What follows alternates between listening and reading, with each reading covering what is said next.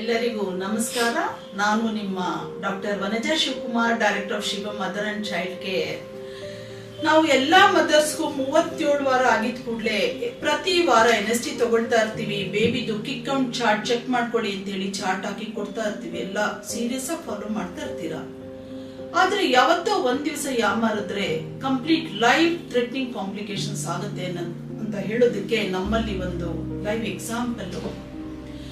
ತಾಯಿ ದಿನ ರಾತ್ರಿ ಎದ್ದು 3 ರಿಂದ 4 ಸಲ ಎಚ್ಚರಿಕೆಯಿಂದ ಓಡಾಡ್ತಿರ್ತಾಳೆ. 37 ವಾರ 2 ದಿವಸಕ್ಕೆ ನನ್ನ ಹತ್ರ ಚೆಕಪ್ ಬಂದಿದ್ದಾರೆ. 37 ವಾರ 38 ವಾರ ಆಗ್ತಾ ಇದ್ದಾಗೆ ಬೇಬಿ ಸುತ್ತ ಇರೋ ಫ್ಲೂಯಿಡ್ ಸ್ವಲ್ಪ ಕಡಿಮೆ ಆಗ್ತಾ ಹೋಗ್ತಿರುತ್ತೆ. ಬೇಬಿ ಕಿಕ್ ಕೌಂಟ್ ಸ್ವಲ್ಪ ಕಡಿಮೆ ಆಗ್ತಿರುತ್ತೆ. ಬಟ್ ಲೆಸ್ ದನ್ 10 ಬಂದ್ರೆ ನಮ್ಗೆ ಇನ್ಫಾರ್ಮ್ ಮಾಡ್ಬೇಕು ಅಂತ ಕಿಕ್ ಕೌಂಟ್ ಚಾರ್ಟ್ ಹೇಳ್ಕೊಟ್ಟಿರ್ತೀವಿ. ನಿಜ, ಇವರ ನಮ್ಮ ತಾಯಿ ಏನ್ ಮಾಡಿದ್ರು, ಅವರು like my mother, my client which I mention it as mother, ಏನ್ ಮಾಡಿದ್ರು ಅಂದ್ರೆ 38 ವಾರ 2 ದಿವಸ ಆಗಿದೆ. ರಾತ್ರಿ ಪೂರ್ತಿ ಎದ್ದಿಲ್ಲ. ಸಂಜೆ 8 ಗಂಟೆ ಮೇಲೆ ಬೇಬಿ ಕಿಕ್ ಮಾಡ್ತಾ ಇಲ್ಲ ಅಂತ ಗೊತ್ತಾಗಿದೆ. ನೈಟ್ ಮಲಗಿದ್ದಾರೆ, ಬೇಬಿ ಕಿಕ್ ಮಾಡ್ತಾ ಇಲ್ಲ. ಸೊ ಜೋರ್ ನಿದ್ರೆ ಬಂದ್ಬಿಟ್ಟಿದೆ, ಮಲಗ್ಬಿಟ್ಟಿದ್ದಾರೆ. ಅವರ ಮನೆಯಲ್ಲಿ ಇರೋರು ಕೂಡ ಯಾಕೆ ಇವತ್ತು ರಾತ್ರಿ ಅವಳು ಸ್ವಲ್ಪನೂ ಎದ್ದಿಲ್ಲ ಅಂತ ನೋಡ್ಕೊಂಡಿಲ್ಲ. ನೆಕ್ಸ್ಟ್ ಡೇ ಬೆಳಗ್ಗೆನೂ ಮೂಮೆಂಟ್ ಗೊತ್ತಾಗಿಲ್ಲ. ಅರೌಂಡ್ 9:30 10 ನಂಗೆ ಫೋನ್ ಮಾಡಿದ್ರು ಹಾಸ್ಪಿಟಲ್ಗೆ, ನಂಗೆ ಬೇಬಿ ಕಿಕ್ ಕೌಂಟೇ ಗೊತ್ತಾಗ್ತಾ ಇಲ್ಲ ಅಂತ.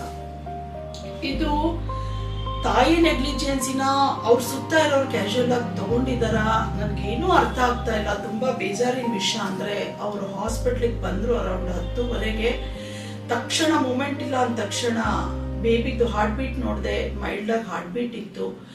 ತಕ್ಷಣ ಶಿಫ್ಟ್ ಮಾಡ್ಕೊಂಡು ವಿತಿನ್ ನೋ ಟೈಮ್, ಸರ್ವಿಸಸ್ ತುಂಬಾ ಚೆನ್ನಾಗಿರೋದ್ರಿಂದ ಎಷ್ಟು ಹರಿಯಪ್ ಆಗಿ ಕೆಲಸ ಮಾಡಿದ್ರೆ ಅಂದ್ರೆ, C-ಸೆಕ್ಷನ್ ಮಾಡಿದ್ರೆ ಕಂಪ್ಲೀಟ್ ಮೋಷನ್ ಮಾಡ್ಕೊಂಡು ಬೇಬಿ ಆ ಮೋಷನ್ ಎಲ್ಲ ನುಂಗಿ, ಅದ್ ಹೆಂಗೆ ಅಂದ್ರೆ ಪ್ಲಾಸೆಂಟಾ ಫುಲ್ಲು ಗ್ರೀನ್ ಆಗಿದೆ, ಮದರ್ ಟಿಶ್ಯೂ ಕಂಪ್ಲೀಟ್ ಗ್ರೀನ್ ಆಗ್ಬಿಟ್ಟಿದೆ, ಬೇಬಿ ಹೆಡ್ ಮೈ ಕಂಪ್ಲೀಟ್ ಗ್ರೀನ್ ಆಗ್ಬಿಟ್ಟಿದೆ.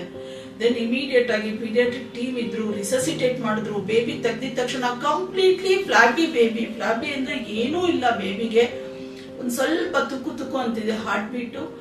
ತಕ್ಷಣ NICU ಶಿಫ್ಟ್ ಮಾಡಿ ವೆಂಟಿಲೇಟ್ ಮಾಡಿ ಬೇಬಿಗೆ ಸುಮಾರು 12 ದಿವಸ ಆಯ್ತು ಬೇಬಿ NICU ಇಂದ ಹೊರಗಡೆ ಬರ್ಲಿಕ್ಕೆ. ಇವತ್ತು ಭಾನುವಾರ 12ನೇ ತಾರೀಕು, ಇವತ್ತು ಮಗುನ ಕೊಟ್ಟಿದ್ದಾರೆ ಹೊರಗಡೆ. ತಾಯಿ ತಂದೆ ಇಬ್ರು ಖುಷಿಯಾಗಿ ಮಗುನ ರಿಸೀವ್ ಮಾಡ್ತಾ ಇದ್ದಾರೆ. I am thankful to our NICU team. Immediate ಆಗಿ ಅಷ್ಟು ಹೈ ರಿಸ್ಕ್ ಬೇಬಿನ ತಗೊಂಡು ವೆಂಟಿಲೇಟರ್ ಅಲ್ಲಿ ಇಟ್ಕೊಂಡು ಬೇಬಿನ ಸೇವ್ ಮಾಡಿದಕ್ಕೆ. ಬಟ್ ನಾನು ಹೇಳೋದು ಒಂದು ಟೇಕ್ ಹೋಮ್ ಮೆಸೇಜ್ ನಿಮ್ಗೆಲ್ಲ ಏನು ಅಂತಂದ್ರೆ, ಅಷ್ಟು ನಾನು ಕೌನ್ಸಿಲ್ ಮಾಡ್ತಾ ಇರ್ತೀನಿ, ಅಷ್ಟು ಎಕ್ಸ್ಪ್ಲೈನ್ ಮಾಡ್ತಾ ಇರ್ತೀನಿ.